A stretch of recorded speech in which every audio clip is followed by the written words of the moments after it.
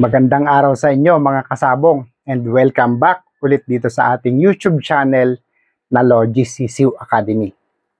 Pag-usapan natin sa video episode na to ang topic ng prepotency, prepotent na broodcock or prepotent na inahin. So, ito yung mga topic na madalas naririnig natin pero hindi natin gaanong nauunawaan. Kasi marami tayong naririnig na mga veteranong breeders, na mga magagaling na breeders, na mga breeders ng unang panahon na lagi nilang sinasabi na pag nakahanap tayo ng very prepotent na broodcock, talagang swerte natin, swerte natin. So, kumbaga, talakayin natin ang topic na yan ngayon kasi para sa akin, medyo confusing, medyo confusing.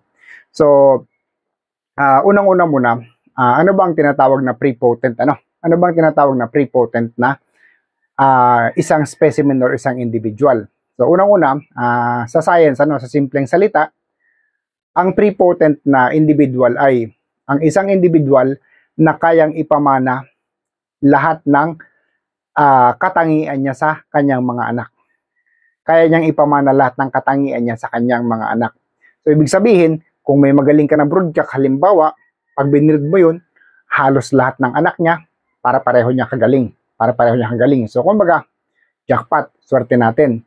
Ang iba naman kasi, na manok, kahit anong galing niya, pag binread mo, hindi naman ganun kagalingan ng anak, Hindi naman ganun kagalingan ng anak. So, talagang sabi nga nila, that's the mystery of breeding. That's the mystery of breeding na hindi natin may paliwanag. Kasi, we may never know kung ano yung genetic variation nila. We may never know kung ano yung genetic compatibility ng male and female na pinagpares natin para makapagpalabas tayo ng mga individual na outstanding or exceptional or kakaiba, super, kumbaga super alas, ika nga. So ngayon, kung may isang tatay na naglalabas ng puro super and siya, sa performance niya, super din siya, pwede nating matawag na prepotent individual, prepotent individual. Pero ito, along the way, ito, opinion ko lang naman to, So, along the way ng pagbibreed ko, napansin ko, yung prepotency, yung paghahanap ng isang prepotent na manok, parang napakahirap, napakahirap. Kasi ito, halimbawa, meron kang 100 na production. 100 na production. Nagkataon na isa lang ang prepotent broodcock mo. So kung ang isang prepotent broodcock mo na yon, naglabas yun ng 10 lang. So ibig sabihin, 10 lang yung mga exceptional, 10 lang yung super. So yung 90 piraso, hindi mo alam, either hindi super or regular, something like that. So anong ibig sabihin? Ibig sabihin, yung talagang confident ka sa manok mo, na alam mong gustong-gusto mo is 10% lang ng total production mo. So parang mahirap para sa akin, mahirap. So yung subject kasi ng prepotency ganito, para sa akin. So ang prepotency para sa akin is consistency. Consistency ng palo, consistency ng fighting style, consistency ng behavior, and the last, consistency ng appearance, Kasi ganito, as a breeder, dapat ang hinahanap natin sa isang manok, consistency. Kaya nga napaka-importante ng selection sa breeding. So, kagaya nga ng nabanggit ko sa mga unang vlogs ko, na kailangan bantayan natin, mahigpit tayo sa selection ng pagpipili ng gagawing seed fowl or breeding materials. Kasi unang-una, pwede tayong magkamali agad-agad, and in the coming years, pwedeng iba na yung maging manok natin. So, eto, let me give you a clear example.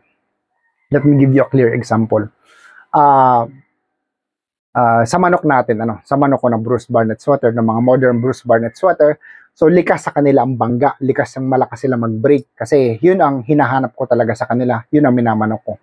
So, ngayon, pag gumawa ko ng seed fowl, nag-inbred ako, meron ako 5 magkakapatid, na obserbahan ko, yung 4, tama lang yung hitsura, regular, yung isa super gwapo. Pero yung isa na yun super gwapo, mapukpok sa baba, hindi siya malakas bumangga. yung 4 malakas bumangga.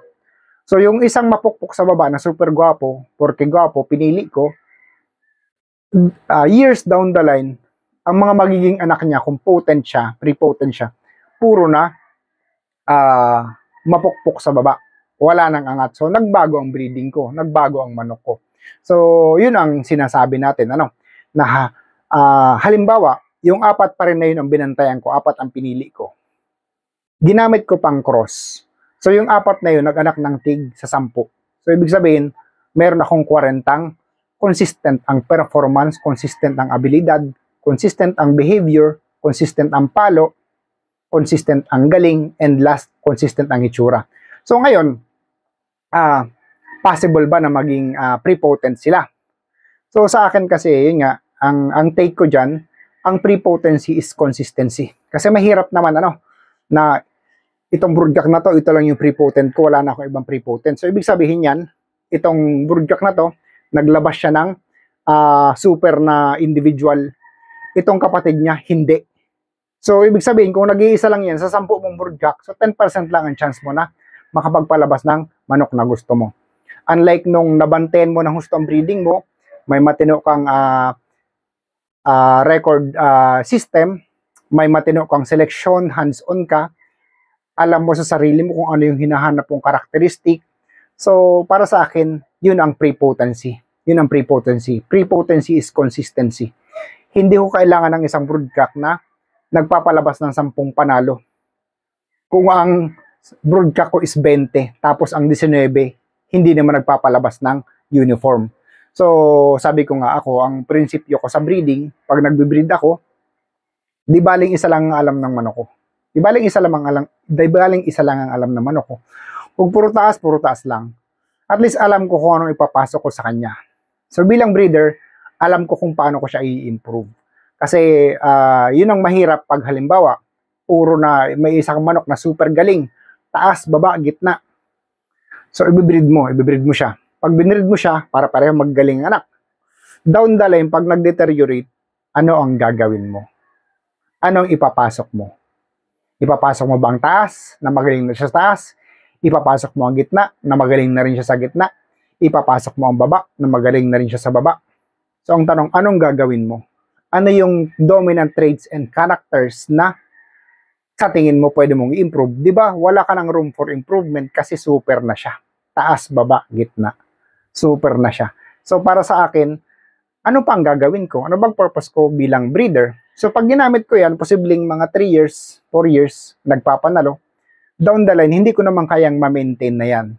Kasi, hindi ko nga alam kung ano yung traits na gusto kong i-improve, na i-keep, anong traits na gusto kong alisin, kasi kumpleto na eh. So, para sa akin, ganun, So, yun ang purpose kung bakit naman tayo nagko-cross. So, pag nag-cross tayo, kung anong kulang, yun ang ipapasok natin para mag-complement, para mapunan ang kakulangan niya. Kung ano yung sobra, papasukan natin ng isang linya na magko-cross tayo para mabawasan. Halimbawa, sobra sa sugod. So, bawasan natin ng sugod, pasukan natin ng konting talino. So, pwedeng mabalanse. So, para sa akin, ganun lang yung take ko sa breeding. Ganun yung take ko sa breeding, Kaya nga, hindi ako fanatic ng manok na super na gagawin kong broodcock na kompleto na. Kasi, hindi ko na alam kung anong gagawin ko sa kanila. Wala nang challenge, wala na akong mission bilang isang breeder para ipagpatuloy ko pa ang linyada ng isang manok na ganon. So, para sa akin, I'd rather go for consistency than potency. Consistency than potency. Kasi, katulad sa breeding natin, halimbawa man, maglaban ako, 10 manok ko, puro talo. Halimbawa, 10 manok, puro talo. Pero consistent ang galaw nila. At least, kung consistent ang galaw, alam ko kung paano imamaniobra, alam ko kung paano sila i-improve, alam ko ang kulang, bakit sila natalo. Kesa naman sa puro sila super, 50% panalo, 50% talo, hindi ko alam kung ano yung kailangan ko pang i-improve, kung ano yung pwede ko pang i-improve sa breeding program ko na pwedeng i-introduce sa kanila para makorekt ko or mapataas ko ang winning percentage ko. So sa akin, ganun lang naman. So logical breeding, para mapataas ko ang winning percentage ko. Kung natatalo ako, yung manok ko consistent pa pumalo, saan ba siya pumapalo, ano bang abilidad niya. So pag na-identify ko yun, ma-identify natin, malaman ko yun, mailista ko ano yung mga kagalingan niya, ano yung posibleng kahinaan niya, kung bakit siya natalo. So next breeding season, kaya ko siyang i-correct. Alam ko na kung paano i-correct. Unlike nung sobrang galing pero natatalo, 50% panalo, 50% talo, para sa akin mahirap nang balikan kung paano siya natatalo. Mahirap ko nang i-analyze kasi kompleto na siya. So para sa akin, yun lang naman ang take ko. So I'd rather go for consistency than potency. Kasi tingnan nyo, isang classic example, yung idol ko na si Sir Nene Abello. So I have so much respect for him.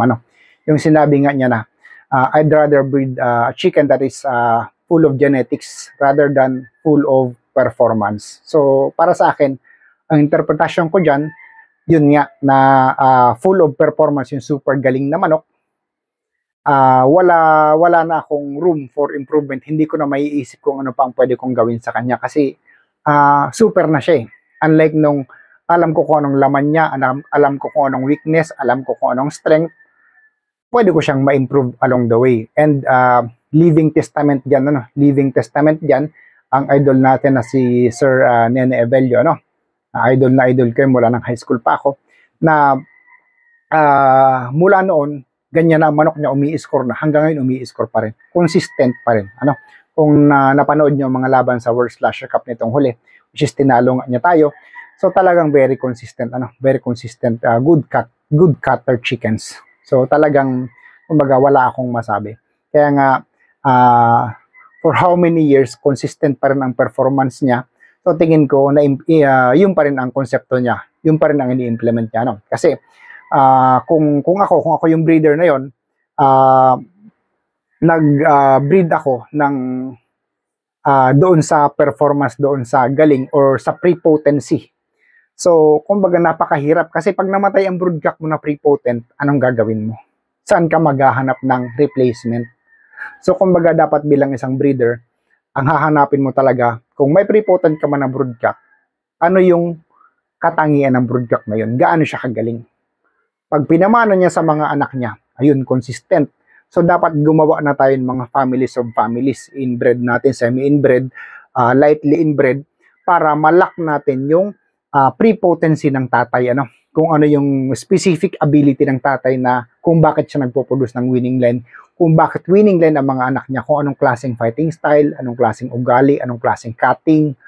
So dapat yung prepotency ng characteristic na yun, malak na natin, may spread out natin sa mga manok natin para kung ano man ang mangyari, pare-pareho, consistent, uniform ang mga manok natin in terms of fighting style, in terms of characteristic, ability, gameness, and last color. So para sa akin, yan yung ibig sabihin ng breeding as to potency and consistency. So ayan, maraming salamat po sa inyong lahat. Maraming salamat sa pagsama niyo sa atin sa video episode natin ito. Master Marcos ulit ito ng Team Logis.